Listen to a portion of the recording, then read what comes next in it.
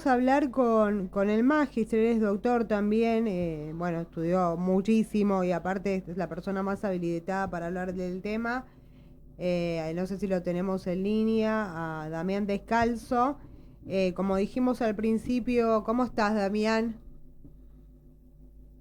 No se escucha. Bueno, como dijimos al principio del programa, Buen día, Gise. ¿cómo Tenía el estás? teléfono Buen Ahí estamos, ahí día. estamos. muteado. Hola, buen día, ¿Cómo Sí, buen porque día. estaba estás? hablando, pero Buen No día, te no buen me día. escuchaba. escuchamos. No sé dónde Sí, estás, sí, vos porque que... había muteado cuando entré, por eso me había olvidado. Claro, Buen día bueno. para todos los Buen Buen día, buen compañeros. día. día. Bueno, estamos hablando. Sos una de las personas más habilitadas del tema, pues bueno, sabés un montón del mundo del trabajo, de la inteligencia artificial, también de todo lo que tenga que ver con lo religioso. Y bueno, sos también analista internacional. En este sentido, bueno, vamos a hablar con Damián Descalzo, como decía. Bueno, el Papa publicó la encíclica Magnifica Humanities, que pone al hombre en el centro de la escena y no a la inteligencia artificial. Y habla un poco, ¿no?, de esto, de que la inteligencia artificial no debe reemplazar al hombre, que el hombre tiene una sabiduría anterior a la inteligencia artificial. Vamos a dejarlo hablar a Damián, ¿no? Pero digo, eh, digamos, pone al trabajo como un valor muy importante, al hombre como un valor importante y a la regulación de la inteligencia artificial para que no avasalle estos derechos. Y habla justamente que esto trae una paz y una civilización a nivel mundial, ¿no? Ya sabíamos que el Papa Francisco en el Laudato Si hablaba de también de la ojo con el desempleo tecnológico, habló ya, se hablaba de desempleo tecnológico, esta es una cuestión que se viene dando y también la pone en valor, la pone públicamente el día que se cumple 135 años de la encíclica Res Monugarum, ¿no? Como me lo vas a decir vos en latín porque no me sale, Damián.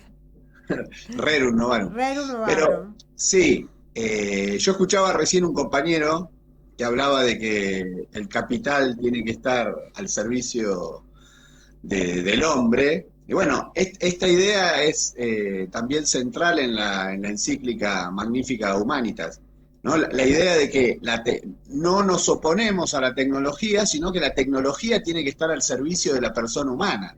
Entender que la tecnología es un instrumento de la persona humana y no las personas tenemos que ser instrumentos de la tecnología. No tenemos que estar corriendo para igualar los tiempos de las máquinas, sino que las máquinas tienen que servir para nuestro desarrollo pleno, material y espiritual, como es en el pensamiento de la Iglesia.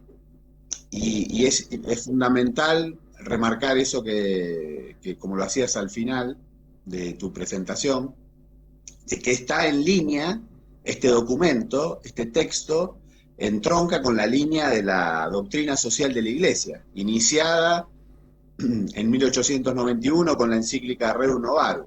Es una iglesia que decide, como también lo menciona el Papa León en esta encíclica, ¿no?, meterse en los problemas del tiempo, más allá de que no sea la tarea específica de la iglesia, porque tiene una función, la función de la iglesia es primordialmente religiosa y espiritual, pero también se embarra en las cuestiones del tiempo y se pone a discutir los problemas concretos. Y del mismo modo que en 1891 León XIII, con la Rerum Novarum, empezó a discutir esa cosa nueva, ¿no? Rerum Novarum significa eso, ¿no? Un hecho nuevo, que era la industrialización, la nueva relación que se da entre los patrones y los empleadores, ¿no? Ese nuevo mundo, y analiza que había una injusticia que había que remediar. Hoy también entiende que la inteligencia artificial genera injusticias y ataques a la persona humana, y por eso la Iglesia sale a dar su voz sobre lo que habría que hacer sobre estas cuestiones para preservar, como es la finalidad de esta encíclica, la dignidad de la persona humana, atacada por estos cambios tecnológicos que tienden a querer despersonalizarnos y hacernos perder nuestra dignidad. Claro, justamente, bueno, esto es un debate que se viene dando hace muchísimos años, ¿no? Eh, digamos, con respecto a la reconversión productiva de los puestos de trabajo que estamos viendo en Argentina claramente, Adinra lo dijo el otro día, que justamente no existe esta reconversión porque prácticamente no se puede dar en un mercado de trabajo en donde cada vez el hombre está más reemplazado. Bueno, vamos a sacar del caso de la Argentina, en todo sentido, ¿no? Que no hay puestos de trabajo para la cantidad de personas que tenemos debido a diferentes cosas, a diferentes situaciones. Y una de ellas es lo tecnológico. O sea, uno ve que claramente con una inteligencia artificial uno puede resolver un montón de cuestiones, a veces pero necesitas una inteligencia humana para saber por dónde guiarla, porque si vos no tenés conocimiento podés estar argumentando cualquier cosa.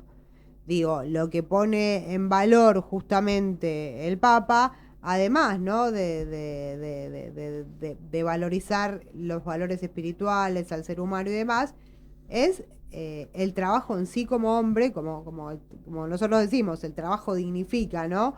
Es, pone en valor al hombre como centro, ¿no? Y no a una inteligencia artificial. Hemos visto, bueno, hace poco salió un caso en China, un fallo en China, que si bien es un país que no tiene derechos laborales así como tal cual nosotros los conocemos, la realidad que había sido reemplazado un trabajador por una inteligencia artificial, porque la realidad que está pasando en todos los ámbitos también. Y bueno, y justamente la justicia china determinó que le tenían que devolver el puesto laboral porque la inteligencia humana estaba antes que trabajando que la inteligencia artificial, ¿no? Me parece que es algo muy potable de debatir porque acá vos lo sabés, o sea, nosotros que somos parte también de la academia, hace muchos años que lo venimos debatiendo, pero tarda este debate, tardó mucho este debate en darse en países más subdesarrollados como los nuestros. Y bueno, no se llegó a un acuerdo total de cómo se iba a solucionar este tema y de hecho, bueno, después de la pandemia tenemos esta situación, ¿no?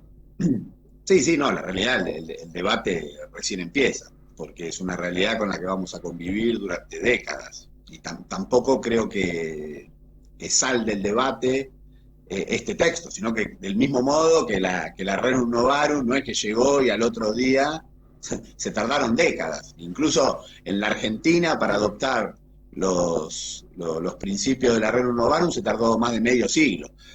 Para que viniera un movimiento político, hiciera carne esos planteos. Y esto mismo va a pasar con Magnifica Humanitas, o es probable que pase, ¿no? Es un texto que se pone en debate ahora y se va a debatir durante décadas. Y no es que va a solucionar una encíclica los problemas, ni cerrar la No, discusión. claramente la encíclica no, pero digo, en cuestión social, ahora se está hablando mucho. Hace un tiempo ya esta parte, después de la pandemia, se empezó a hablar mucho de la tecnología y el reemplazo de los puestos de trabajo.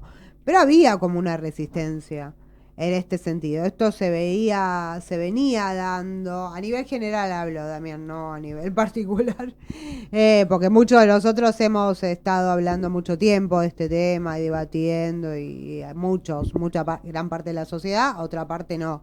Digo, en este contexto de libre mercado y de la libertad en todo sentido, también hay una realidad que la tecnología creció a pasos, Gigantados. digamos, muy grandes para lo que venía preparada la industria, la matriz productiva del país, o sea, y eso que estamos en un país que todavía no llegó la gran masa tecnológica del todo, ¿no? Sí, sí, por eso sigo con la analogía. Tampoco en la Argentina de 1891 había desarrollo industrial y por ende lo que hablaba en su momento la Rerum Novarum estaba más pensado en los países donde sí se había desarrollado más fuertemente el capitalismo, en las Islas Británicas y en algunos sectores de Europa Occidental y en Estados Unidos hasta ahí nomás. También cuando se lanza la Rerum Novarum, en gran parte del mundo no se estaba viviendo esa nueva situación.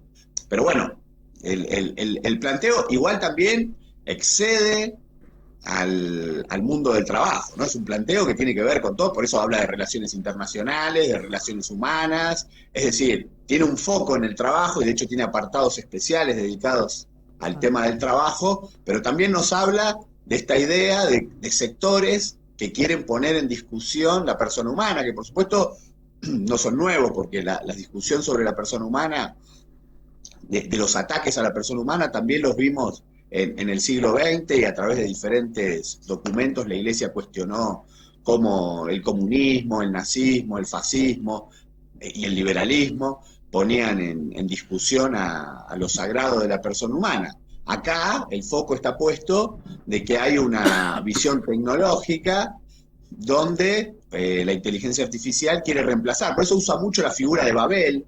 La idea de Babel es recuperar la idea de la Torre de Babel, que es el levantamiento del hombre contra Dios. La idea de que el hombre puede, si se pone de acuerdo, rechazando a Dios, puede armar una torre que puede llegar al cielo. Bueno, esa historia termina con la confusión de todas esas personas, ¿no? Donde Dios le marca al ser humano sus límites. Y esto es lo mismo, los que creen que pueden crear personas a través de la tecnología, la Iglesia les dice, basta con esta idea de una nueva Babel, ¿no? Esta idea de querer hacer cosas que en realidad le corresponden a Dios, como es la creación de la vida y la creación de las personas. Es algo propio de Dios, no es, por eso digo, el planteo es mucho más. Entiendo que en un programa Buen Capital hablamos más, centralizamos en el trabajo, pero sí, no, está bueno igual hablar de todo. La realidad es que, bueno, también plantea, ¿no? Esto que vos hablabas de los valores humanos, del humanismo, de volver a lo fundamental. Sí, es que la idea tiene que ver con, repito también, cuando yo me conecté, había un compañero que dijo la frase de que el capital tiene, bueno, que es la idea también tradicional del peronismo, ¿no? Tanto el Estado, el capital, todos tienen que estar al servicio. Es decir, Beto no Ábalos, acá te saluda Beto también, el compañero estaba diciendo eso, bueno, estamos con Juan Lescano, que es comisión directiva WON, Beto Ábalos, que también... A los compañeros, sí, yo quería para más o menos un poquito entender y para que la audiencia pueda entender. Estamos hablando de la primera encíclica que fue en los años 1880 más o menos. Estamos hablando de la revolución industrial, donde el campo era la principal producción y donde empieza a caer la industria y donde el campo cae. Y en esa época las familias eran muy numerosas y se tienen que trasladar hacia las ciudades industriales. Y esto habla un poco también de eso, de que se empezó a repoblar las ciudades grandes con una producción activa, donde la industria era foco ya de esa época, ¿no? La industria crecía a pasos gigantados, como está creciendo hoy la tecnología. Entonces, mirando entre esa encíclica y esta, en un parámetro casi igual de la época de la revolución industrial, ahora la revolución tecnológica, que es justamente prácticamente lo mismo en situaciones distintas, o en años distintos, pero es un poco eso, más que nada porque es lo que puedo llegar a entender un poco de las dos vertiente que marca la Iglesia, ¿no? De poner más allá de eso del humano, ¿no? Porque atrás de toda tecnología, toda revolución está la parte humana que busca justamente sobrevivir o resguardar justamente su familia para poder seguir progresando. Hablábamos hoy de que, bueno, va a haber el robot y demás y cosas así. ¿Y quién va a consumir? ¿O cómo vamos a consumir si tenemos prácticamente toda la tecnología a disposición? O sea, o hay una superpoblación que no va a llegar a dar justamente o va a pasar a retrotraerse. O sea, eso va a terminar cayendo de una manera u otra. Ahí lo que decís, Beto, es un poco que claramente hay un lugar donde no van a poder reemplazar al hombre. Claro. En el consumo. Exacto. Claro. Porque si no inventan una inteligencia artificial que consuma... Un robot, claro. Yo pertenezco a una empresa que tiene mucha tecnología. Y entiendo que es necesario la tecnología porque cuando vos tenés que competir, por ejemplo, con mercados chinos, mercados el indio, no sé, que tienen tecnología y pueden producir en el mismo tiempo que vos podés producir 10, ellos pueden producir 1000, la única forma de competir con eso es con tecnología y se entiende que sea. Ahora, volviendo a lo que decía Beto, si nosotros no tenemos un equilibrio con el trabajo, y volvemos a lo que hablábamos al principio, de que el trabajo le da dignidad, la posibilidad de crecer económicamente o de por lo menos sobrevivir y no solamente el trabajador, su grupo familiar, ¿no? El trabajador cuando tiene su trabajo puede educar a sus hijos, puede tener una casa, puede irse de vacaciones. Siempre el peronismo, con esa idea y con esa base del trabajo, generó más trabajo. Claro. Ahora, en el peronismo no existe la inteligencia artificial. Claro. En la ideología del peronismo. O por lo menos no en todo su esplendor, o como se lo ve hoy. Yo creo que se habla de la inteligencia artificial prácticamente. Uno ve videos de autos manejándose solos, colectivos manejándose solos. Hay un robot que ahora te cocina, te hace la comida. Mirá, Gisela, lo que yo veo, nosotros éramos robots en la máquina, en la fábrica, y lo que yo veo que como avanza esto, tranquilamente lo pueden hacer máquinas al trabajo nuestro. Tranquilamente lo pueden hacer. Está ahí a la puerta de la fábrica. Pero vuelvo a repetir, si máquinas nos reemplazan, ¿qué máquina van a consumir después lo que fabricamos? Esa también es otra cuestión. Entonces, creo que hay una parte en esta discusión que nosotros la proponemos, pero la parte empresarial también la tienen que entender. Entonces, creo que ahí hay una discusión muy grande. Hablaban de que habría que bajar la jornada a 6 horas, y hoy tenemos trabajadores que tienen 3 trabajos, no le alcanza con uno. Entonces, no sé, vamos a contramano de todo lo que plantea hoy el mundo, ¿no? Qué sé yo, por lo menos la situación de un metalúrgico hoy es muy compleja. Para los industriales, ¿no? Sí, así es. Bueno, creo que tenemos que ir a tanda, ¿puede ser? No sé. Tenemos que ir a tanda, pero bueno, si estábamos hablando ahí, la alargamos un poquito, así podemos seguir con también un rato más, porque si no es cortarlo y después volver de la tanda. Damián, para que también aclares un poco por ahí, no sé, nosotros que somos más peronistas, sabemos de los del Rerum Novarum que toma General Perón para hacer su doctrina, la doctrina peronista, pero quizás la sociedad, el metalúrgico, tampoco lo conoce mucho en profundidad. Si podés darnos algunas ideas de aquel... Sí. Bueno, la Rerum Novarum básicamente lo que hace es dar una respuesta a una discusión, porque como decía el compañero, que el peronismo no tiene la inteligencia artificial o esas cuestiones. Bueno, la realidad va planteando nuevos desafíos y hay que expresarse sobre esas nuevas cuestiones, ¿no? La doctrina peronista no es una doctrina pétrea que está hecha, esculpida y terminada, como ahora parece que en algunos sectores se ha puesto de moda. Eso es negar la doctrina peronista, ¿no? La doctrina peronista está en construcción viva. Lo dice Perón. Recomiendo a los que quieran ver lo que es la doctrina peronista que no escuchen tal vez a algunos tipos que se hacen los dueños de la doctrina peronista, sino que lean al mismísimo general Perón. En la Escuela Superior Peronista dice que la doctrina peronista está permanentemente en cambio porque dialoga con la realidad. La política dialoga con la realidad, si no se muere la política. Y si no pasa eso, los que hablan de una doctrina pétrea, después terminan no dialogando con la realidad y no convocan a nadie. Y esto es lo que pasa, la realidad te va planteando nuevos desafíos todo el tiempo, no están las respuestas ya dadas y hay que ir a buscarlas, no. El conductor político es un creador, del mismo modo que un artista. Nadie consideraría un artista a un tipo que canta las mismas canciones hace 50 años. La otra vez armé una discusión con Fito Páez porque cantaba canciones nuevas, ¿no? Y había gente que se queja de que cante canciones nuevas. Bueno, claro. Eso pasa, ¿no? Eso también pasa mucho, y en el peronismo pasa mucho. Lo que digo es que hay que todo el tiempo haber que crear y se generan nuevas situaciones. La vida te presenta nuevos desafíos que hay que dar nuevas respuestas. Incluso tampoco uno no es el mismo que ayer, digamos, y el pensamiento de las personas también van cambiando para bien, ¿no? Perón hablaba de esto, de que había valores inamovibles, pero eran las tres banderas, pero la doctrina tenía que ir evolucionando en el tiempo, ¿no? Digamos, Perón mismo cambia las 20 verdades, Perón mismo habla... las 20 verdades no se cambian, ¿no? Bueno, sí, cambió una.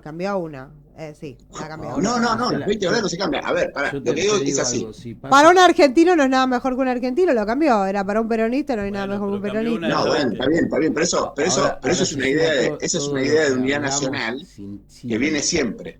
Sí. Pero lo que digo es esto.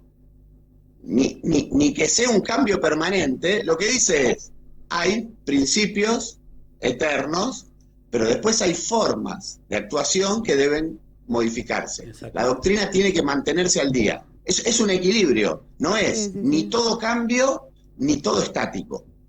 En ese sentido, encuentra un equilibrio entre los principios, que son eternos, y cuestiones que deben ser modificadas.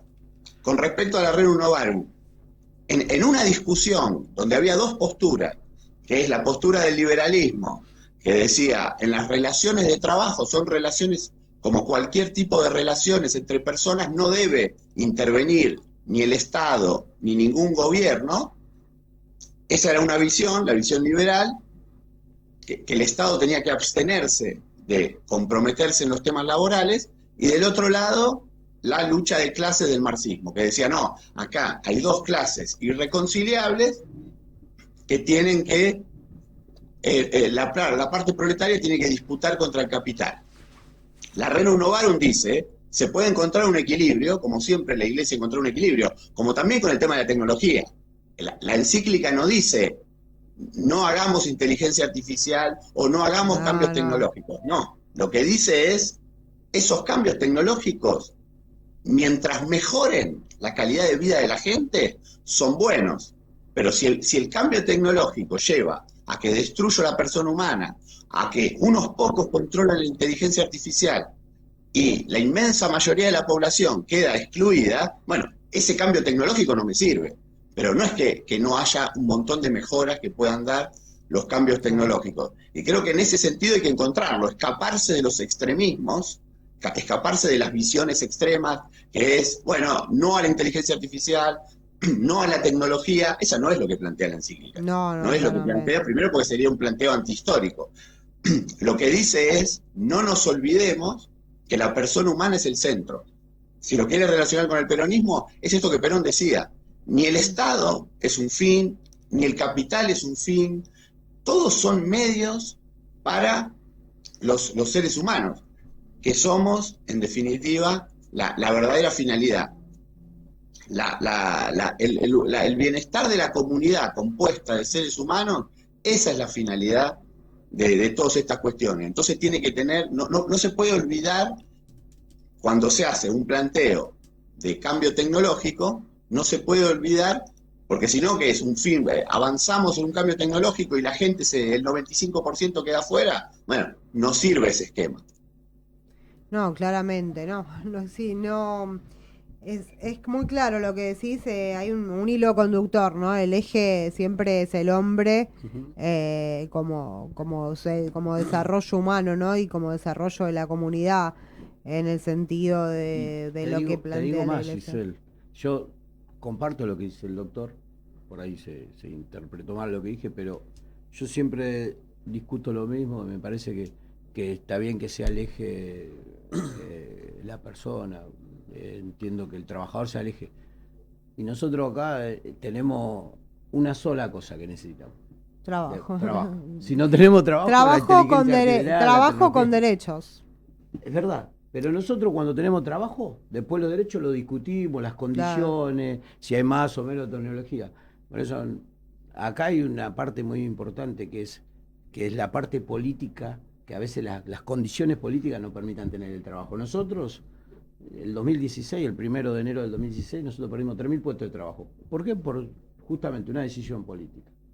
Entonces nosotros sin trabajo, inteligencia artificial, más inteligencia, robótica, lo que sea, sin trabajo no nos sirve nada. Ningún empresario invierte. Sigue siendo el gran ordenador económico y social del país y del ser humano, ¿no? O sea, sí, además el trabajo en la encíclica se reivindica justamente el trabajo creador, porque incluso si existiese la posibilidad, como dicen algunos, que por los cambios tecnológicos la gente podría no trabajar, eso también estaría en contra de la realización plena del ser humano, porque el hombre tiene en su tarea creadora, hablábamos recién de que un conductor político tiene que ser un creador en el pensamiento de Perón, también todos los seres humanos tenemos un llamado a ser creadores, y creamos cuando desarrollamos tareas laborales. Es importantísimo el trabajo en lo que tiene que ver con nuestro, porque si no, nosotros teníamos gente vaga, ociosa, que no tiene nada que hacer, también sería un problema.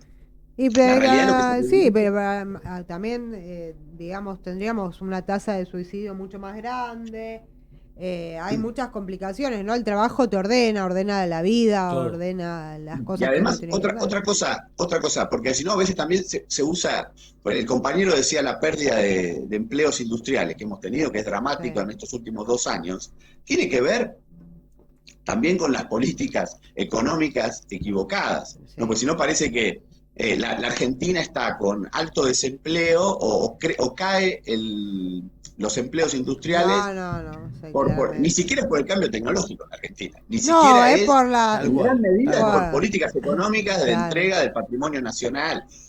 Porque si no, acá ni siquiera es que se puede argumentar que el desempleo crece. Ahora, doctor, usted a un empresario que invierte, que trae tecnología para que su producto sea más rentable, y invierte 10 años y cambia la política, y ese empresario, ¿qué hace con toda esa industria que instaló?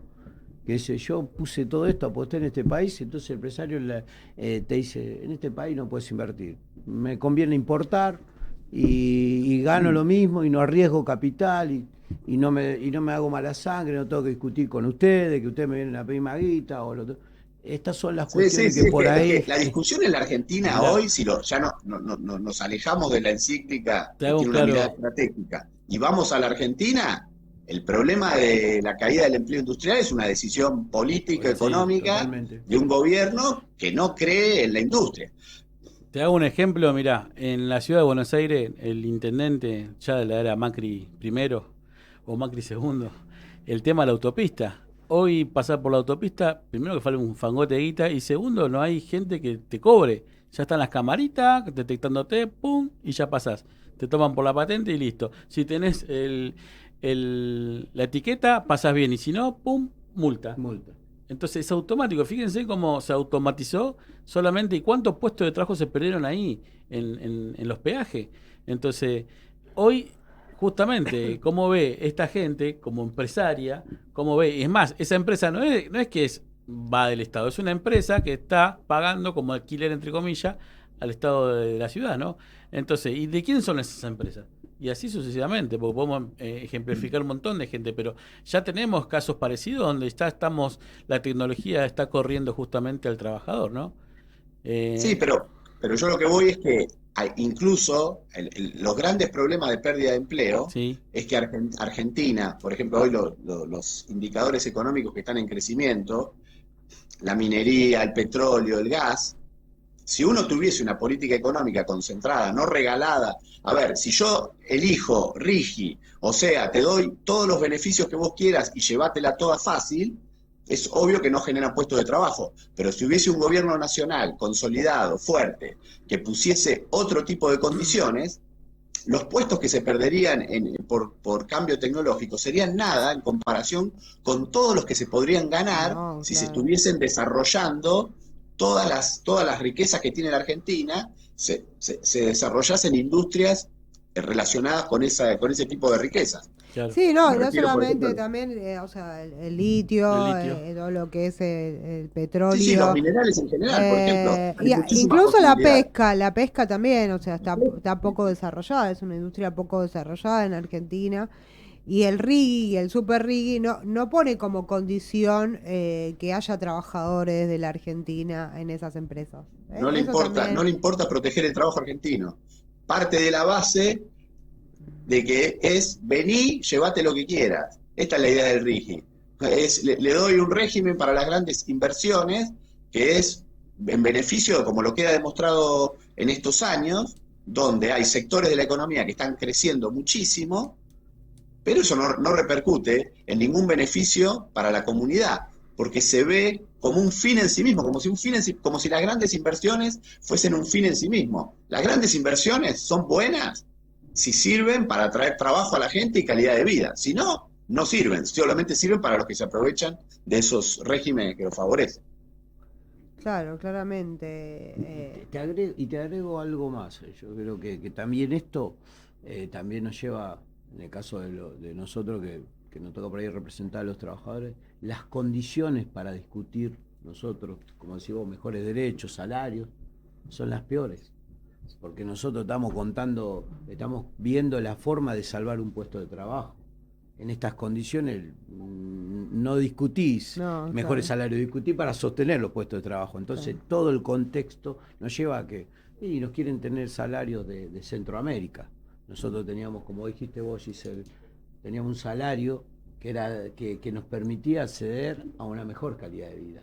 En este contexto nosotros debemos discutir por 1% mensual. Claro, es el salario más alto de Latinoamérica, y no solamente en la negociación colectiva, también lo que pasaba, a ver, obviamente que también había gente fuera del sistema y fuera del mercado del trabajo, no estamos diciendo que no, pero se crearon 6 millones de puestos de trabajo registrados en una década, ¿no? O sea, y la realidad es que teníamos, además del salario más alto de Latinoamérica, en la negociación colectiva te lleva a discutir cosas como la violencia laboral, como las tareas del cuidado, o sea, como los derechos de la salud física y psicológica de los trabajadores, que celebro que ahora parece que la SRT puso también las enfermedades psicosociales dentro de la línea de lo que son las ARTs, que es algo bueno a pesar del contexto, ¿no?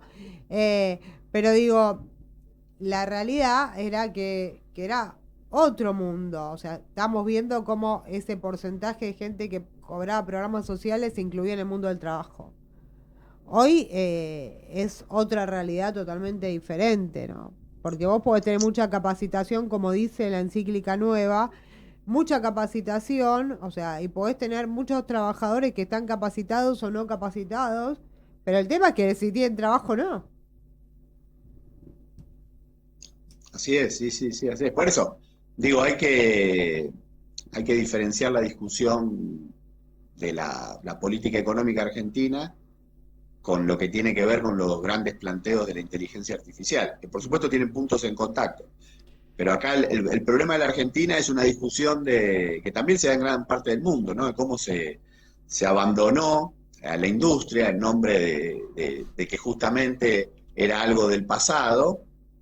Y la realidad que lo que tiene la industria siempre ha tenido modificaciones, porque el compañero mencionaba la situación de 1891. La realidad que las industrias de 1891 eran muy diferentes ya a las de los orígenes de la primera revolución industrial, que es hacia 1760, 1770, 1780. Las máquinas, esas máquinas, ya hacia 1850, cuando se inicia la segunda revolución industrial, ya había grandes cambios. No es que los cambios tecnológicos empezaron hace 10 años. Claro. Siempre ha habido cambios tecnológicos y siempre hubo que a esos cambios tecnológicos saber entenderlos sin olvidar la centralidad de la persona humana y el beneficio de la comunidad.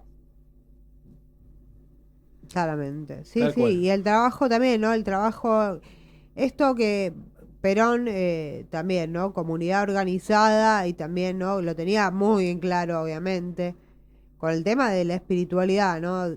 Planteando claramente que el trabajo es una categoría espiritual, igual que el desarrollo en comunidad y demás. Como que le da un valor. Si vos lees el Decálogo de los Derechos del Trabajador de la Constitución de 1949, ahí vas a ver, si vos lo lees punto por punto, en todos prácticamente se menciona el tema espiritual. Claro. Lo material y lo espiritual. No es solo espiritual, ni tampoco es solo material. Son las dos cosas juntas, porque el ser humano es un compuesto de alma y de cuerpo. O sea, tenemos materia y tenemos espíritu. Por ende, a las dos cuestiones hay que prestarle atención. Sí, claramente. Y eso creo que también es algo que atraviesa todos los siglos, todas las revoluciones y todas las encíclicas, ¿no? Y también, bueno, obviamente, la doctrina peronista. Que es bueno aclararlo siempre porque Perón tiene un manejo de la dimensión humana, ¿no? Superior al que no ha tenido casi ningún político argentino en ese sentido. Digo, claramente toma todo, o sea, unifica todo lo que se está viendo en el mundo, o sea, y lo que también le hace bien al ser humano, no solamente, digamos, el trabajo, sí es el valor ordenador de todo esto. Por eso también, o sea, para el peronismo el trabajo es una de las categorías fundamentales, ¿no? Del ser humano. Sin duda, sin duda. Y Perón tomaba siempre pensando en términos de beneficio al pueblo. No es que decía, bueno, voy a repetir esta encíclica por un fin en sí mismo. No, tomaba la encíclica y decía, a ver, ¿qué le puede servir al país? Él decía, por ejemplo, en 1943, él ve que hay un sindicalismo que estaba más cercano a posiciones marxistas, o digamos, de las banderas rojas. Perón es el que trae a la Argentina la idea de la comunidad. Si yo creo en la comunidad, voy a creer en la conciliación de las clases sociales, voy a creer en la negociación colectiva, porque el marxismo no cree en la negociación colectiva. La teoría de la lucha de clases no cree en la negociación colectiva.